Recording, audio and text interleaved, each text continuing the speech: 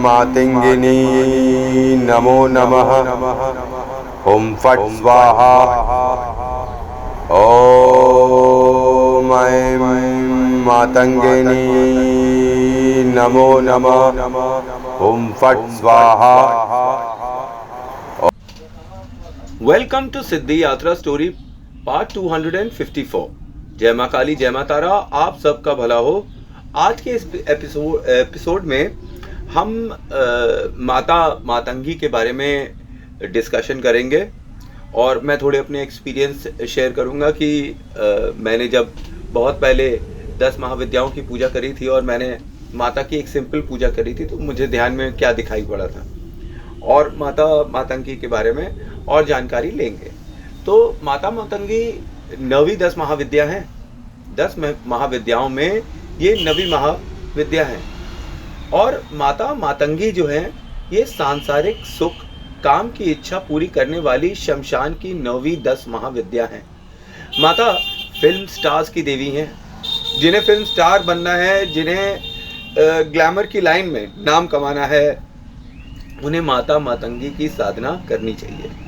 उन लोगों की देवी ये हैं जो लाइफ में फेम और फन चाहते हैं, जो लाइफ में फेम और फन चाहते हैं, मतलब लाइफ में आनंद चाहते हैं। और मेरे ध्यान के अनुभव से मैं ये जानता हूँ कि माता और महादेव भील के रूप में एक घने जंगल में नाचते दिखाई पड़ते हैं। माता एक तरफ तो हंसती है और नाचती है, और दूसरी तरफ माता का एक भयानक रूप भी है जो शमशान में रहता है और प्रेतों के साथ डांस करता हुआ दिखाई पड़ता है। माता का काला आवाहन तांत्रिक सेक्स द्वारा करते हैं और सफ़ेद पैरेट को फ्री करने से होता है।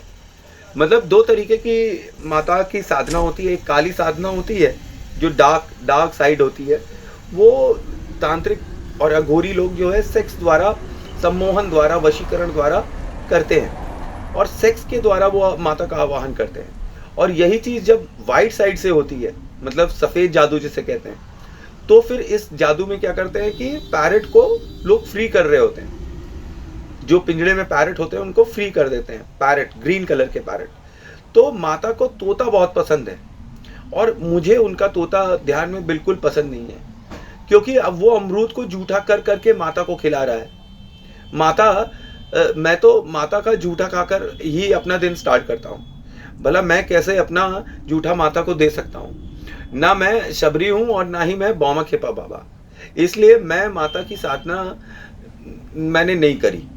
ये पाप मुझसे नहीं होगा। मुझे ये करने में बड़ा ये मतलब असहज होता है कि जूठा कैसे चढ़ाया जाए।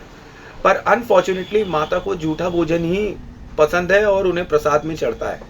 माता बहुत सुरीला गाती है और भगवान शंकर उनके प्रेम में इंटेंसली दिखाई पड़ते हैं। ये सब मैंने ध्यान में देखा। और माता दुर्गा दुर्गति नाशनी को भी माता मातंगी कंट्रोल करती है।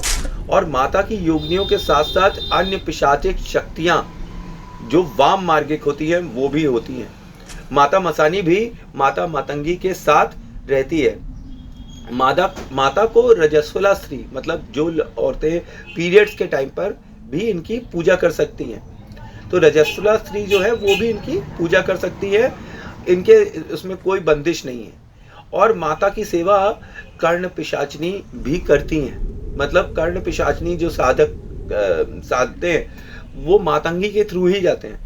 माता भौतिक आनंद की देवी है और ये अघोरी तांत्रिक की फेवरेट है।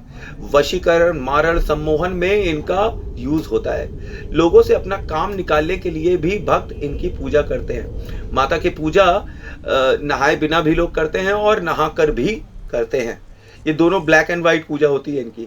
माता स्वर और म्यूजिक की देवी है। आप देखिए इनके हाथ में एक सितार होता है, ठीक है, तो इसलिए ये कान पर बोलती है। इसीलिए मैंने कहा कि कर्ण पिशाचिनी इनकी सेवा करती है। तो 10 महाविद्याओं में से ये 9वीं देवी हैं। देवी सरस्वती के समान ही देवी मातंगी भी भीषण भाषण, संगीत, ज्ञान तथा कलाओं को नियंत्रित करती हैं। अंत देवी मातंगी को तांत्रिक सरस्वती भी कहा जाता है। यद्यपि देवी मातंगी की तुलना देवी सरस्वती से की जाती है, किंतु सामान्यतः उन्हें प्रदूषण एवं अशुद्धता से संबंधित माना जाता है। उन्हें उच्चदिष्ट का अवतार माना जाता है जिसका अर्थ है हाथों तथा मुख से में शेष बचा हुआ भोजन। इसलिए उन्हें उच्छिष्ट चंडालिनी एवं उच्छिष्ट मातंगिनी के रूप में भी जाना जाता है। देवी मातंगी को चांडालिनी के रूप में भी वर्णित किया जाता है। उनकी कृपा प्राप्ति हेतु झूठा अर्थात उच्छिष्ट भोजन अर्पित किया जाता है। और मातंगी की उत्पत्ति कैसे होती है? देवी मातंगी से संबंधित अनेक कथाएं प्रचलित है। एक समय भगवान विष्णु एवं देवी लक्ष्मी शिव जी देवी पार्वती से भेंट करने हेतु पधारे। भगवान शिव एवं देवी पार्वती ने श्री लक्ष्मी नारायण की युगल जोड़ी के लिए भोजन का आयोजन किया। हिंदू पंचांग के अनुसार मातंगी जयंती वैशाख शुक्ल तृतीया को मनाई जाती है। भोजन करते समय भोजन के कुछ अंश भूमि पर गिर गए। भूमि पर गिरे भोजन से एक सुंदर कन्या उत्पन्न हुई तथा उसने उच्छिष्ट भोजन का आग्रह किया, मतलब झूठे भोजन का आग्रह किया। चारों देवताओं ने उन्हें प्रसाद के रूप में अपना उच्छिष्ट मतलब झूठा भोजन प्रदान किया और इससे मातंगी माता की उत्पत्ति हुई। और अधिकांशतः देवी मातंगी को पन्ना के समान हरे वर्ण का दर्शाया जाता है। देवी मातंगी को चतुर्भुज रूप में चित्रित किया जाता है। वो अपनी 4 भुजाओं में पाश, रस्सी या फंदा, तलवार, अंकुश तथा गदा धारण करती है। उन्हें लाल पोशाक में दिव्य स्वर्ण आभूषणों से अलंकृत दर्शाया जाता है। वो स्वर्ण सिंहासन पर विराजमान देवी हैं। देवी के राज मातंगी के रूप में उन्हें तोते के साथ वीणा धारण किए हुए चित्रित किया जाता है।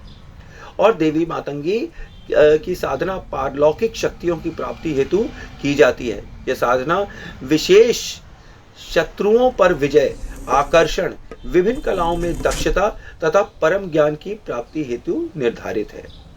और मातंगी माता का जो मंत्र मैंने यूज किया था वो आपने स्टार्टिंग में सुन ही लिया होगा। वैसे माता मातंगी का मूल मंत्र है ओम ह्रीम ऐं भगवती मंगतेश्वरी श्री स्वाहा। ओम ह्रीम ऐं भगवती मंगतेश्वरी श्री स्वाहा। ओम ह्रीम ऐं भगवती मंगतेश्वरी श्री स्वाहा।